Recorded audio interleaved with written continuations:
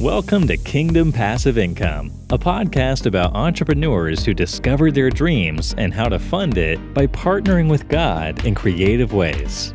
Each week, we deliver the best-in-class examples of stewardship of resources and ideas to inspire you to take the next step with what's in your hand. Now, here's your host, Eric Skeldon.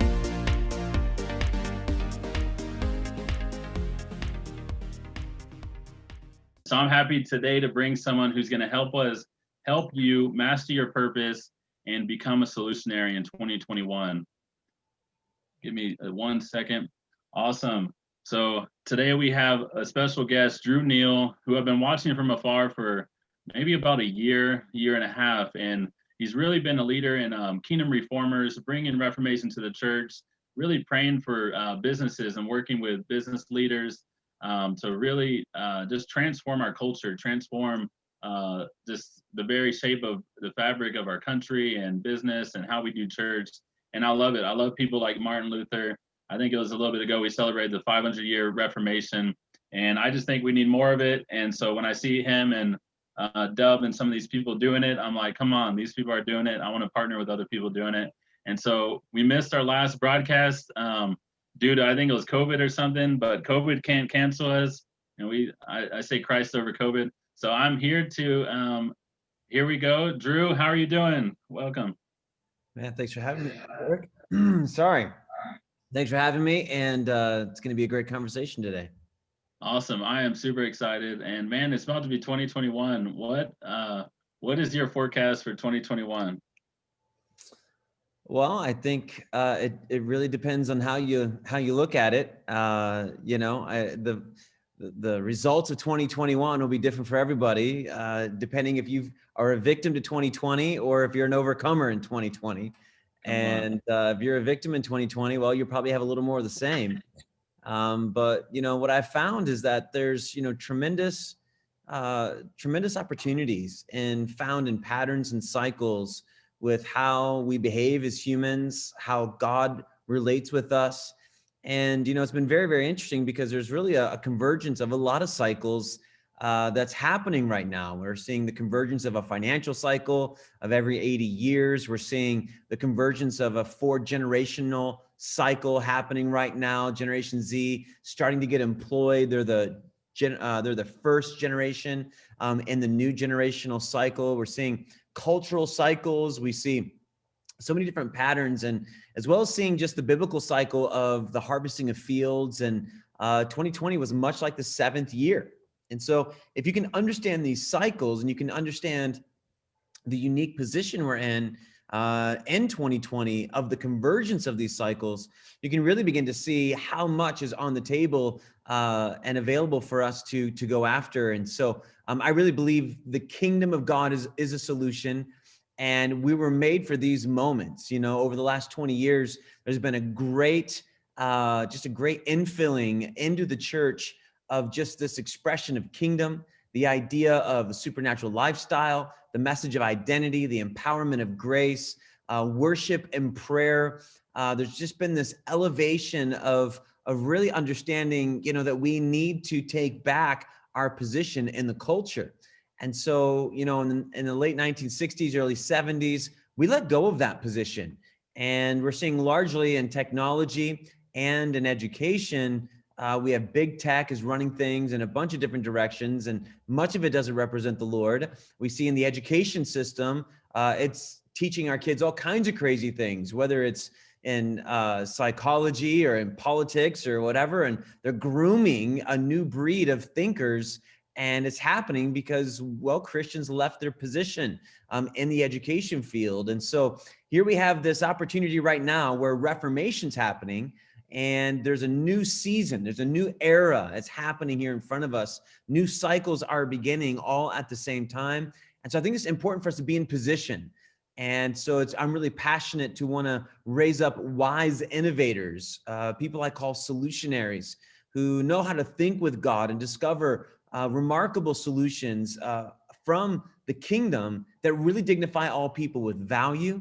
And so I think it's a beautiful opportunity in 2021 to be a solutionary, to engage what's going on, to take advantage of the opportunity, and to be a part of the process of rebuilding the structures around us that serve all of our relationships.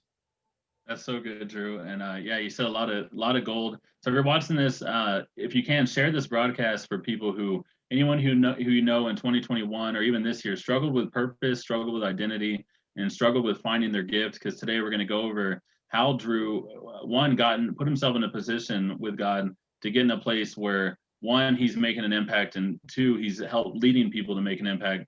So Drew, for people who don't know who you are, in some of your hero's journey, you told me a little bit about, growing up as a, second, third generation pastor.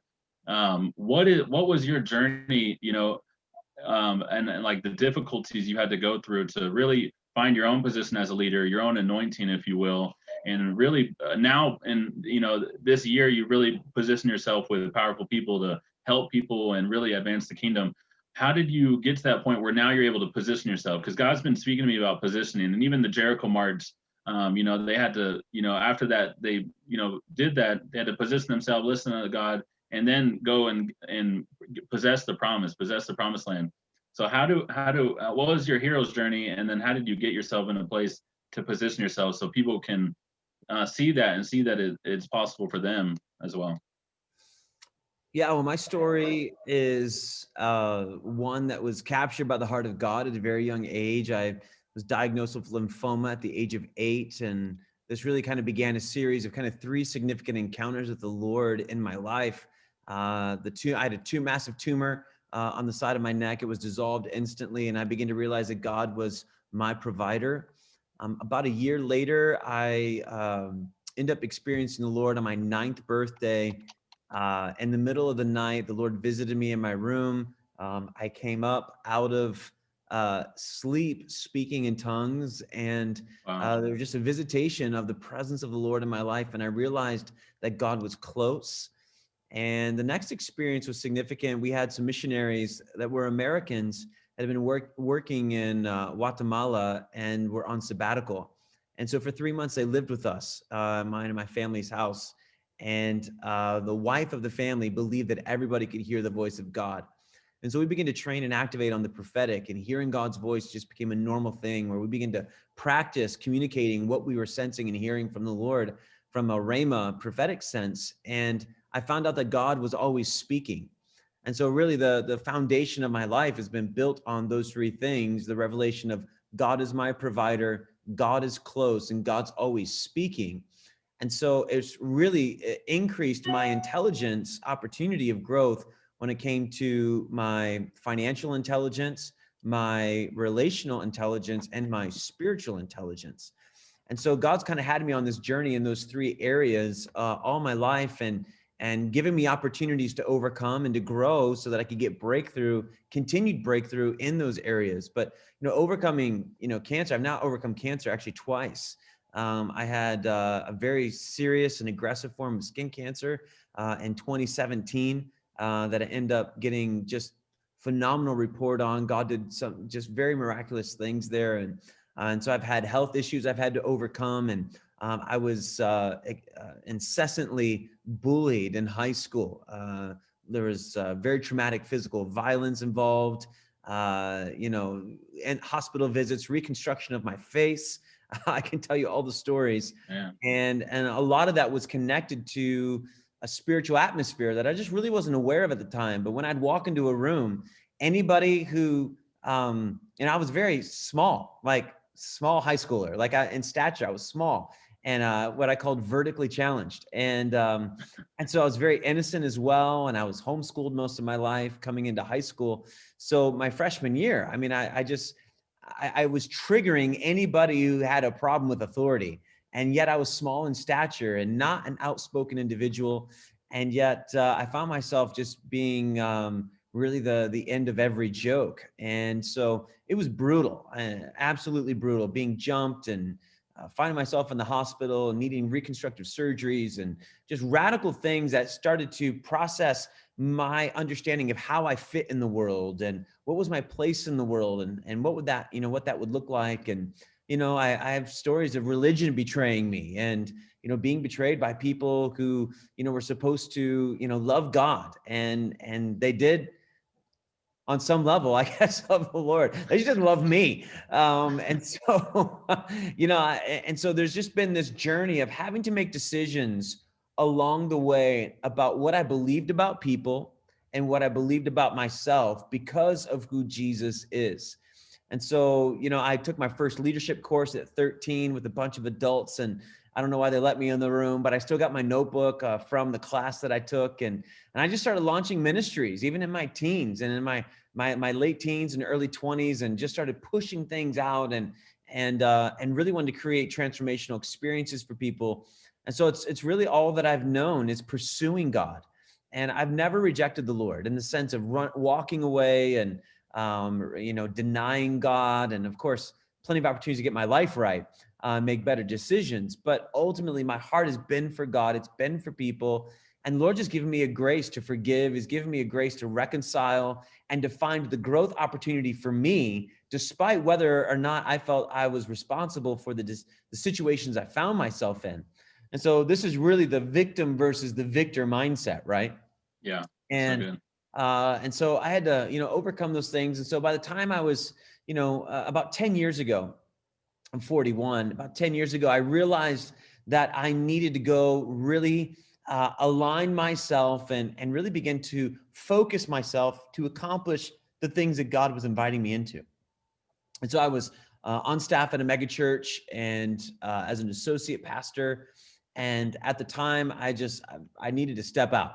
And I need to go figure out my purpose, find out who I was, kind of get out from underneath the shadow of a bunch of people and really accept responsibility for my own life. And so because I'm an entrepreneur, at that time, that it made sense for me to go out and to launch out and to start things for myself. And so that really began to be the journey where I had to start to put things together. I had to begin to assimilate all the things that I had learned and all the things I'd done in the secret place and all the things I had to overcome and all the mindsets and all the opportunities and the faithfulness and just saying yes to God and the 90-hour work weeks over and over and over again of just saying yes because I really wanted to grow. And, and I was really raised in a cave, all of my 20s.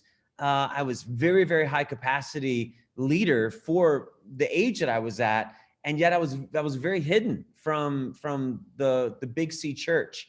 And I was just there being faithful, had my hand on the plow, was growing and learning. And so I kind of really stayed hidden still even in my 30s. But the Lord gave me the courage to open up a consultancy 10 years ago. And it was for churches. And I really cut my teeth in learning how to bring value to organizations through the local church, actually. And at the same time, about 2 years later, I also launched a church. And so I was running my business and running a church at the same time, launched a school of ministry, and that really helped me to gain a value on curriculum. I ended up writing 4 9-month curriculums connected to our training platform. And so I really just gained a value on learning how to assimilate information and get what was on the inside of me on the outside of me in a focused manner. And so about 2015, I ended up really seeing that everything I was learning from an organizational leadership and a strategic standpoint for the church just needed to be translated with different language, and it could very easily work in the business world. And God ended up creating a lot of opportunities through missions originally to begin to work with government leaders, and which then turned into consulting government leaders and consulting business leaders. And so really for the last 5 years, I've been very focused at wanting to elevate my impact within the business world. 2 years ago, the Lord gave me the word on Solutionary, and he told me fathers are visionaries, mothers are missionaries, and sons and daughters are solutionaries. And I began to realize that Jesus was a solutionary.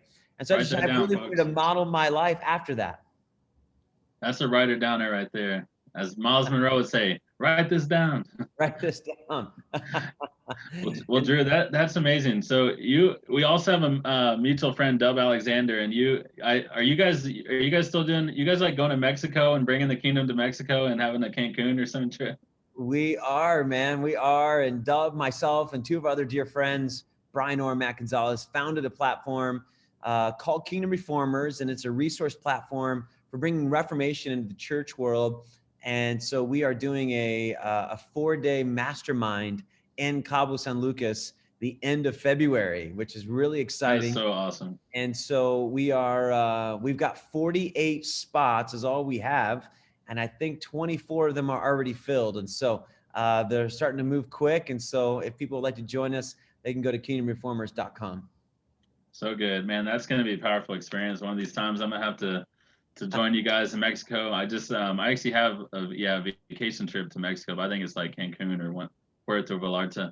So Drew, I'm a former Army paratrooper. I went to airborne school, Fort Benning, Georgia, worked in Texas Army National Guard military forces for 6 years.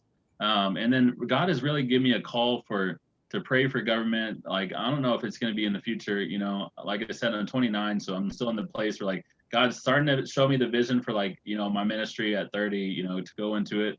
But, and since you said you've been consulting government and the government leaders, I just want to see what does that look like, and what do you see for government, how we can reform even government and some of that stuff. What has God shown you for government and how you're able to help government people? Yeah, well, I think, when it comes to transformation in general, there's two paths, or there's two strategies. And one strategy is a path of influence, and the other strategy is a path of compassion. And so influence will reach and transform the top of mountains. Compassion will reach and touch the bottom of mountains. And so ways to really serve government are to me central to this: solve a problem.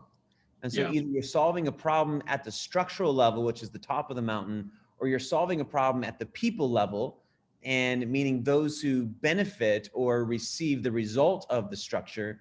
And so, so you're either making, you're helping communities to solve problems, or maybe you're bringing reform into laws and regulation, or you're helping, specific people get ready to be in position, giving guidance and counsel. Depending on the level of influence you have and the level of credibility you have at a natural level, it sets you up to bring your supernatural skills into those spheres. And so, but ultimately, you got to solve a problem.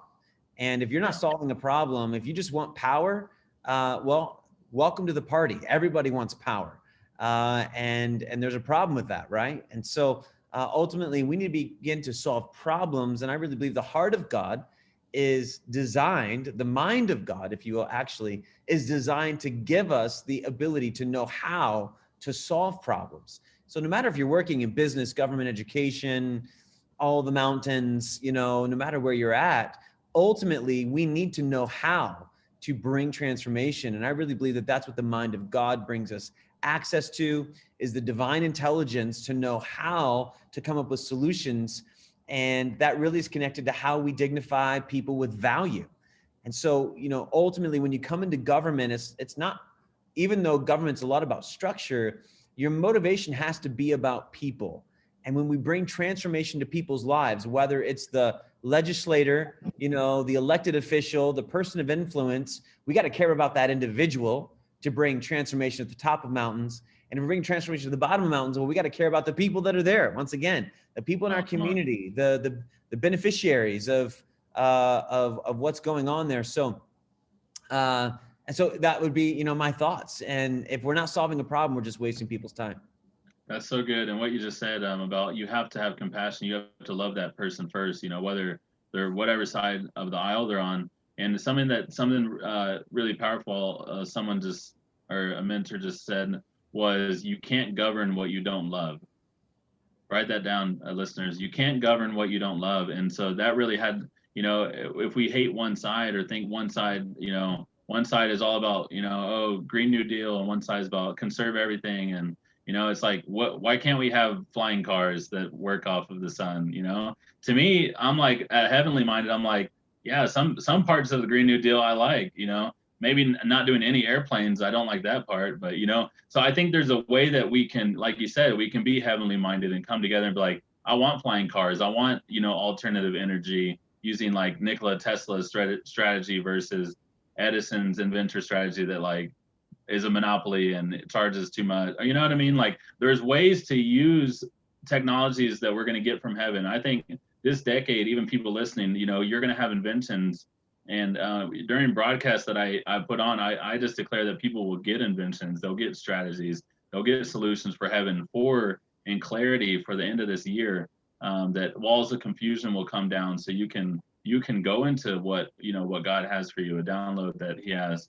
And so, Drew, talking about that, how why does God give the Nehemiahs the blueprint? Why does He give them the passion? Like, why does He use people? Like, what does He want us to know how to construct the wall, or know how to Jericho march and tear down the wall? What is the I mean, obviously there's probably different reasons for different missions, but why does He want to use us in 2021?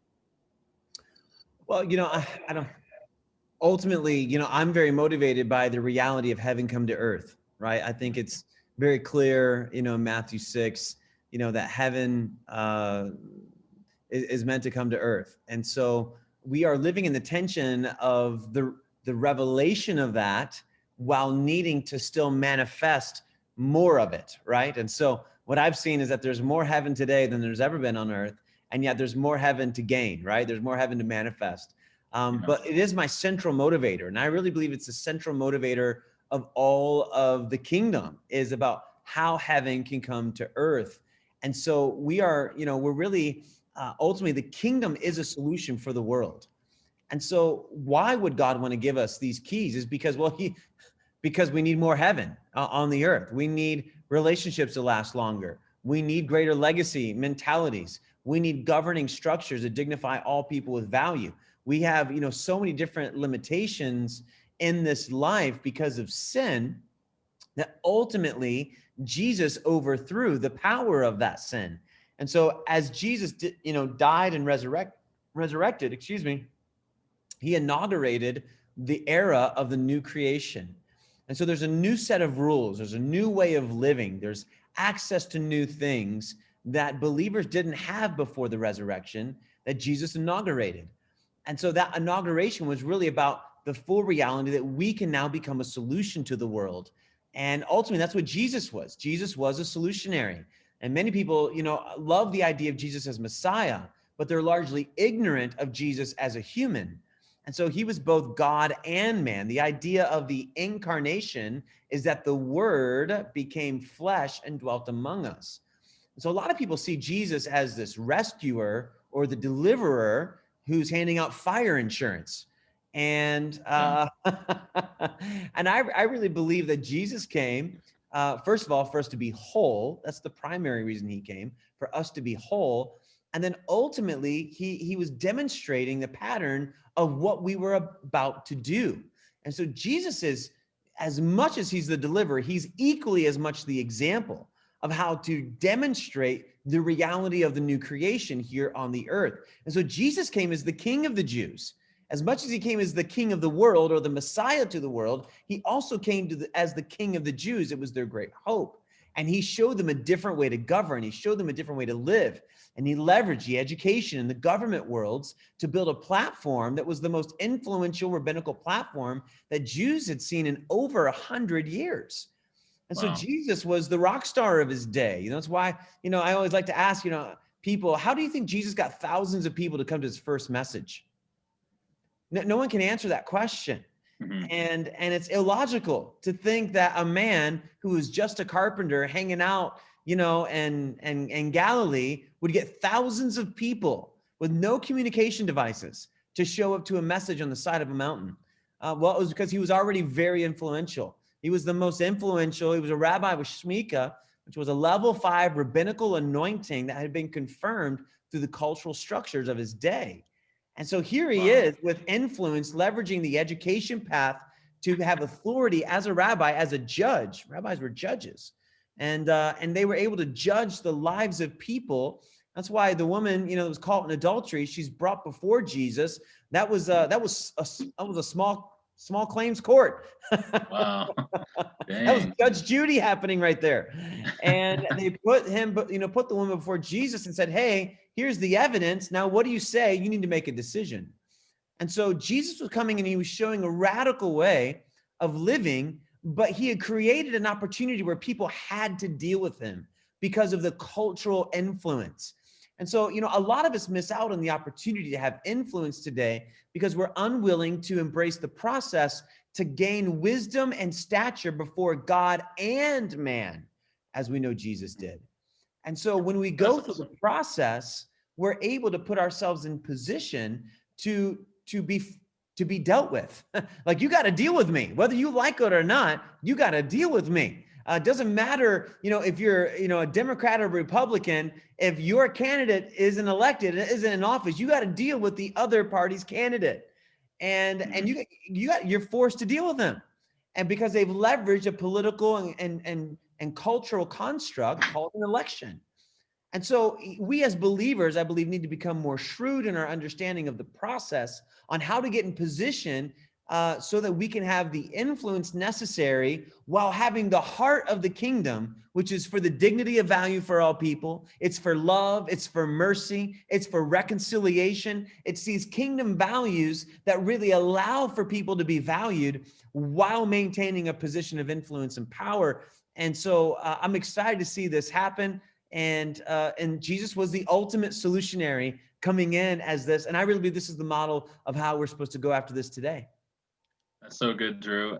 And so, man, so right now, for people, a lot of people, like you said, they have, maybe they got unemployed this year. This is like the biggest unemployment year. Some people are really crushing it, and they knew, God prepared them for the digital space or whatever. And they're helping, coaching, consulting people in the digital space. But some people are really struggling. And then even for people who, like you said, every year they're like, oh, I'm going to get my health right, or I'm going to get my spirituality right. I'm going to wake up with God and spend time with God in the morning, 5 o'clock, get in the Word. And so for people who every year it feels stuck, and it feels like it's just a cycle, another cycle, the same thing, the same results. What would be your top tips to find their purpose for this year, and then really just gain traction? Like, one thing we're doing that I did last year that really helped was from January 1 to January 31st, we did a wisdom challenge, and we had Dr. Brian Simmons, Dr. Brian Simmons is on our apostolic oversight at our church, a wonderful guy. And he, on day one, he kicked us off with Proverbs 1, and then gave us some insight into Proverbs 1. And the book of Proverbs, even alone, I feel like is like a pretty good business manual and life manual. Proverbs, every day, if you just listen to a chapter and let Holy Spirit show you more on how you can implement that, I feel like that's like a course that could be like worth $1 million idea right there. But what are some practical things people could do? That's one thing, you guys, if you guys want to join us, I think I have a link, a couple of posts below. Join us in that, and we're gonna have Chris Vallotton on there, Graham Cook, and Pedro, my mentor, and then a lot of other, Lena Valser, I think is gonna be on there, and a lot of cool people, Keith Ferrante. But Drew, what would your tips be for people right now as we're coming into a new year in about 11 hours? What is it, 10 hours? Yeah. So ultimately, people need to know who they are and why they exist. People who know who they are behave in a healthy way, and people who don't know who they are don't behave in a healthy way. And so if you can't manage your internal world, there's no way you're going to manage well your external world. And so people who are lost right now because of 2020, they were already lost. 2020 just only magnified how lost they were. And they were just unaware of how lost they were. And so 2020 has been great because it's required people to do inventory to be able to understand where they're at, to measure their life, and to understand what really brings happiness, satisfaction, meaning, value, significance. And so, my encouragement for people in 2021 is that, they need to master their purpose. And when you understand your purpose, you're able to actually begin to build things that serve your purpose. Most people I know have major discrepancies in their life.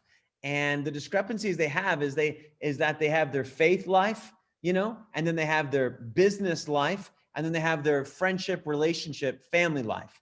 And usually the behavior, the decisions they make, and how they're known in those three arenas is radically different. And there's a massive discrepancy there. And so, you see it, it's rampant. And so I really believe that when people know their purpose, that they're able to converge these three places and really communicate their impact at a much higher level. And so, many people who just, have their faith, it's just about eternity. They're just trying to get out of here someday and has this kind of someday later, something good's going to happen for me. And then in business, it's just about how I can acquire money. And then in their relationships, it's how can I get my needs met? And, I really believe that when you're a person of purpose, you're aware of who you are, you're aware of your relationship with God, you're aware of your skills, and you're aware of your relationships, but you assimilate those things so that it becomes for the benefit of all the people around you.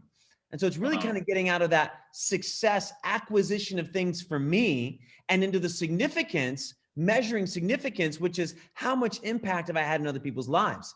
And so I'm really, I'm very passionate to want to meet the need of the kingdom entrepreneur. I'm very focused there and really raising up solutionaries who are these wise innovators who have a revelation on how to master their purpose. I've spent the last 10 years mastering my purpose. And over the last 4 years, I've seen my business grow and have the best year I've ever had 4 years in a row. And I'm projecting 21 to be the 5th best year I've ever had, and maybe 3 or 4 times more than anything every year I've ever had. And so and it's happening because of the focus and the clarity, of how to master my purpose and be authentic to who I am and be in front of the right people who have a problem that my purpose truly solves.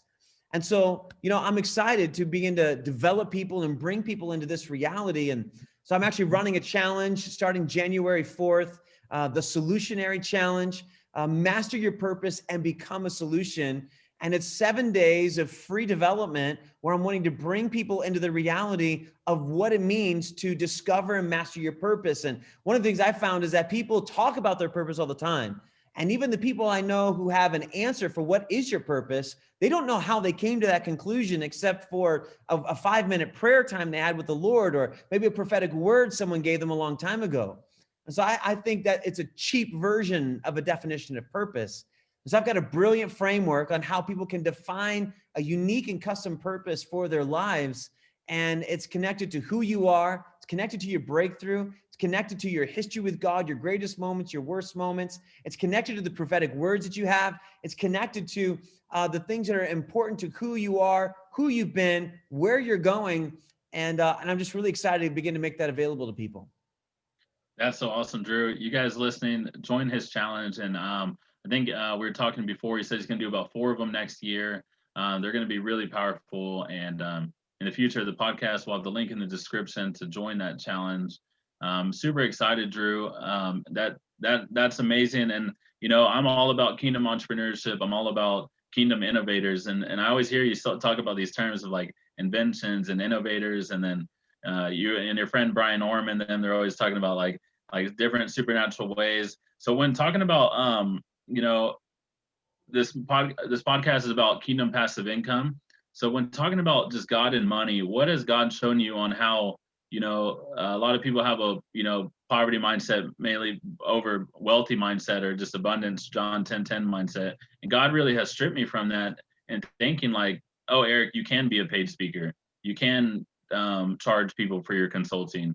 You've now earned millions of dollars in the business world, and now you can charge people a fee to consult them on their business and how you scaled that and how to hire an assistant or build a sales team or do sales structure. So like to really and then also like I look at people like Hobby Lobby or some of these companies who are really able to fund and give back to the kingdom.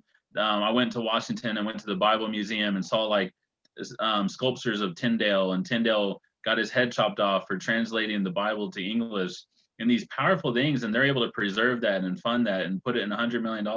So how, I want to teach people, I bring people like you that can show people their purpose and their, help people with skills. So what has God shown you about how he wants to bring the wealth from the wicked to the righteous, and have the righteous people have resources so we can rule and reign and properly? What has God talked to you about that? Yeah, well, I'll start with where you finished and then work backwards. I think that there's a large misconception that God's going to take the money from the wicked and give it to the righteous.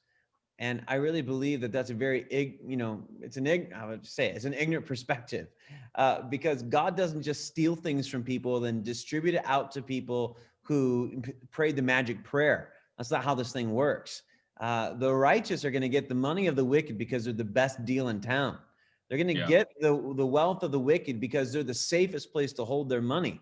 They're going to get the wealth of the wicked. And, and so there's really this, there's a need for us to understand that those who steward well what they've been given are given more. And Yep. so, Christianity, the message of the kingdom is not a genie in the bottle, rub it the right way, get your wishes made. It's very much about interacting in the mystery and the wonder and the grandeur of God, but translating those things into real practical solutions. And so this is the Daniel and the Joseph anointing, right? The ability to take a dream and to turn it into, the translating of a dream into a budget system, how to plan for 7 years of famine. And it's about understanding how to be ready to take the thing that we get supernaturally and then turn it into something that would benefit all the people around us. And so many people, when it comes to wealth, are very much focused on themselves. And they miss out on the reality of the kingdom of God because they think that they are supposed to be the, the beneficiary of kingdom wealth. Yeah. And what's true is that it's great to do well, but I believe greater than doing well is the motivation for how we were able to do well. And so I really believe we're meant to do well by doing good. Meaning, did I do right by other people? Did I solve a problem for someone? Did I create a solution for them? Did I serve them well? And when water flows through the garden hose gets wet. You're a garden hose. And it's okay for you to get wet. It's okay for the blessing of God to permeate in your life. But we need to realize that I'm meant to be a conduit for that blessing. I'm meant to be a conduit as a solution. I'm meant to be a blessing to people. And as I am a blessing, I will also receive that blessing. And so when the motivation is other people, I think this is the key to wealth in every facet, is that our motivation has to be centered around the dignity of value for all people. And when we're motivated by those things, we're able to really have impact at a level like maybe we've never had before. And so, passive income, I think, is interesting. Usually those who have passive income worked really, really hard to be in position to have that passive income. Or they were blessed in inheritance and legacy. Somebody worked hard to get them there. Somebody worked hard to get them there. And so we need to understand that, if you have wealth, you should be smart enough and motivated enough and focused enough to make sure that that wealth is still gaining wealth for you. And so, when it comes to passive income, this is really about stewarding what you were given, that I put it in position to multiply. And when we're doing that, are we just multiplying it for our gain, or has it been positioned to become a benefit that others would gain at the same time? I think this is real kingdom strategy, real kingdom understanding. And I think we need more of it today. So good, Drew. Well, I really appreciate and just want to honor you for what you're doing. I think you said you're right above I'm a millennial, so I just want to honor you as the generation right above us. And we look and we find different solutionary leaders, kingdom leaders, and you're going out there, you're picking up your sword, you're taking ground. And so just want to honor you and bless you and your family and your mission, and look forward to partnering more in the future and seeing how anyone listening, you guys share this broadcast with someone who could benefit. Drew dropped a lot of wisdom and just very great gems that you can just use one of those things and really take control of your life, or take responsibility for being a victor through Christ. And so thank you so much, Drew. Again, how can people get a hold of you? The spotlight's on you. And how can people find out more about your challenge and connect with you? Yeah, if you want to find out all about me, you start here, thesolutionarychallenge.com. Go to thesolutionarychallenge.com. And I've got tons of great ways to interact. I've got courses, mentorships, and launching a new mentorship program, actually. So if you want information and just kind of a window into my world, jump into the challenge. You're going to get 7 free days of brilliant content, community. And, what's important for me is, there are some people who are gifted as a megaphone and to amplify things. And I tell you what, I love the megaphone and I have some megaphone in me, but I'm very focused at becoming a backbone and helping people build a backbone for their business. And so I'm excited to work with Kingdom entrepreneurs and give them the guts, the strength, the framework they need to really build a lasting business across any industry that they're working in. And so Kingdom entrepreneurs, let's become solutionaries. Join me there, thesolutionarychallenge.com. Awesome, Drew. Thanks for being on the Kingdom Passive Income Show. Thank you for all tuning in, and we'll see you on the next broadcast. Have a great new year, and be a blessing, be courageous, and thank you so much, Drew. Thanks for tuning in, y'all. Subscribe to YouTube for more great content, and go to the description for links.